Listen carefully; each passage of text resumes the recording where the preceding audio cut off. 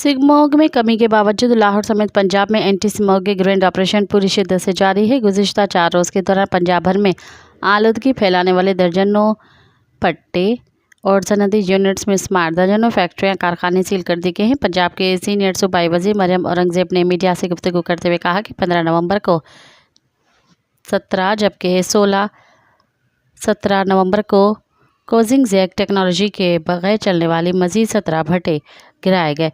खानेवाल, मुल्तान, रहीम यार खान, वहाड़ी, सरगोदा, जंगलैया, बहावलनगर और पाकपतन में जिग जैक टेक्नोलॉजी के बगैर चलने वाले भट्टों को गिराया गया है। सबसे ज़्यादा 14 भट्टे मुल्तान 8 लहिया में गिराए गए हैं। 15 नवंबर को लाहौर और गुजरांवाला में 20 सनती यूनिट्स आलूदगी फैलाने पर मिसमार किए गए हैं।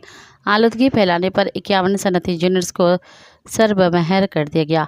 फिरोजवाला में स्टील मिल भी सील कर दी गई है। उन्होंने कहा कि ग्रीन लॉकडाउन वाले इलाकों में कमर्शियल जनरेटर्स की जांच पड़ताल सेफ सिटी कैमरों से निगरानी भी की जा रही है। मज़ीद ख़बरन ऐं तफ़सीलात लाइ विज़िट कयो असांजी वेबसाइट www.awamiNewsHD.com ऐं ॾिसंदा रहो अवामी न्यूज़ HD।